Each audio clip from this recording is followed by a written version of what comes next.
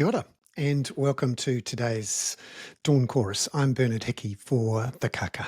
This is my email newsletter and podcast and video that goes out to paying subscribers for The Kaka. It's all about Aotearoa's political economy around housing, climate and poverty. Today, I wanted to focus on climate. It's all around us right now.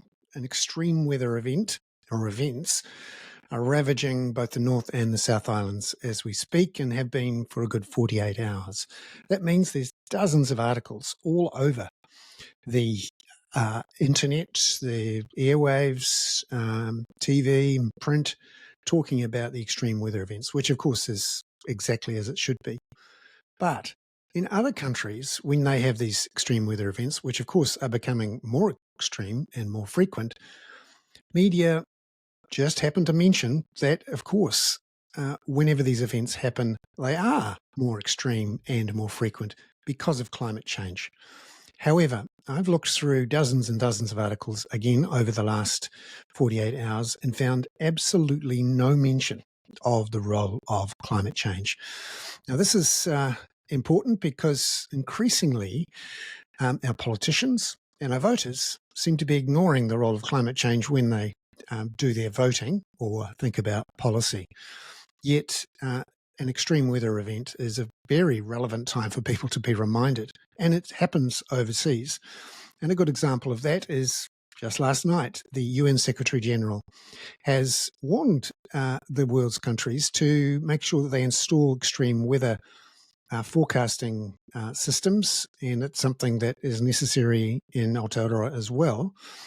And every time extreme weather or climate is mentioned, many publications overseas, including Reuters, make a point of saying that there are more extreme and more frequent weather events because the climate is warming. Meanwhile, similar to that, our sidebar today is a good scoop from Dita DeBoni at the Press and Post that New Zealand's Trade Commissioner to the EU is warning farmers that unless they can show their sustainability credentials, then they risk being locked out of the EU. And this has happened, of course, just after the government has slashed the climate reporting requirements for listed companies. Now, and the scoop of the day today is from Christopher Luxon, or it's actually from Chris Knox about Christopher Luxon. Turns out that he applied for the valuation on his holiday home in Waiheke to be cut from the $10.5 million it was given in the last round of valuations. It was cut to $7 million, and that meant that he saved $8,100 on his rates bill.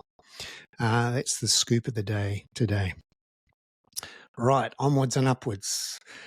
Stay with us if you want to see the rest of today's Dawn Chorus. That is something you can do if you subscribe.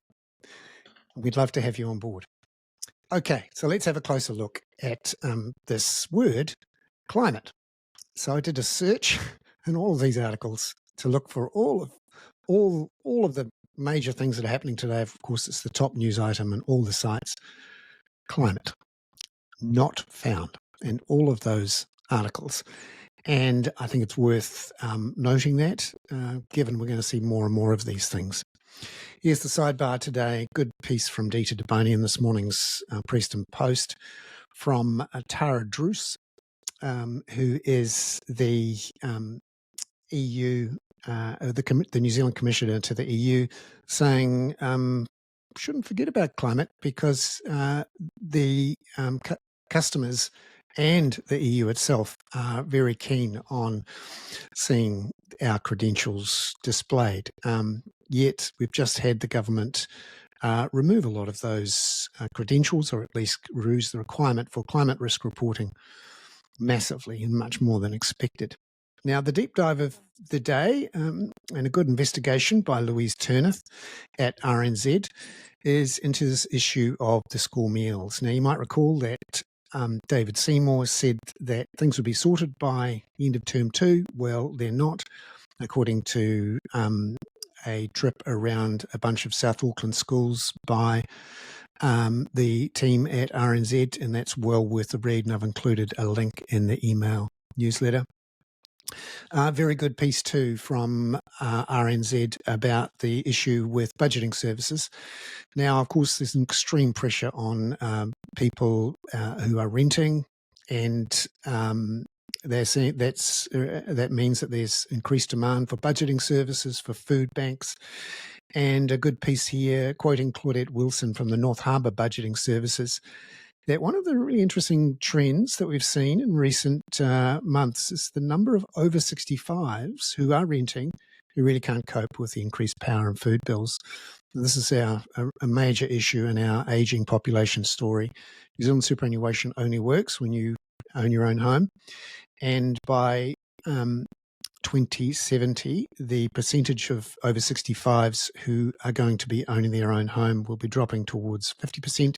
It was 88% as recently as 2001. Another example of how our housing crisis ripples out and causes so much damage in so many different ways. Number of the day, 44. According to Claudette, there are 44 budget services who have had their funding cut by the government in the last couple of years. And that includes cuts by Labor as well, she points out. That's a third of the budgeting services in New Zealand who are getting less money to help people deal with these cost of living issues. The deep dive of the day, another deep dive that's well worth looking at. Kim Baker-Wilson this morning has the piece via RNZ. Coroner's report into the death of some forestry workers, saying there needs to be more investigations here. Now, of course, this is following in the wake of the government also watering down health and safety requirements that were brought in the WorkSafe and Health and Safety Act that came in after Pike River, and was due in part to campaigning by Helen Kelly on the issue of forestry safety. So avoidable deaths here, says the coroner. Let's investigate. There's that scoop of the day from Chris Knox. It turns out there were 47 Waiheke properties who challenged their valuations because they seemed too high. It's been a bunch of sales at relatively high prices. And Christopher Luxon was one of those 47 who challenged and successfully challenged, got the valuation down from $10.5 million to $7 million. That is saving him around about $8,100 on his rates bill, and is only now paying $25,000 in rates. Not many people actually get their valuations reduced, although there are plenty of applications this year. And the 47 on Waiheke are one of the few that have managed to get through. There was no comment from Christopher Luxon on this after requests from Chris Knox. That's the scoop in today's Herald. Not led with, but surprising. A couple of other good pieces in the business section of the Herald. Matt Nippett's been following the Tallies case, and this is one of those Oscar Wilde type things. They may well have wished they didn't take defamation action against TVNZ on this. Big report today, reported by Andrea Vance, the only one I can see covering it, that there is a risk of a Cook Strait safety disaster if the ships continue to go through the Tory Channel to Picton, and there's a need for these new ferries to perhaps go somewhere else. And one of the obvious places is the idea of shifting to Clifford Bay. Now, this has been looked at by the government in the past and decided against, simply because it's seen as too expensive, i.e. people don't want to spend the money right now. But again, that's one of our core pieces of national infrastructure which is at risk. Now, a couple of other bits and pieces and things I want to point out to you. Good deep dive from Maddie Crode and Kate McIntosh in the press about some of the faces in Christchurch, at least, behind the mega strike that's going on today. Good news out of Christchurch. The site of Smith City, which has been shut down, is going to be turned into more than 100 homes. Christchurch really showing the way there.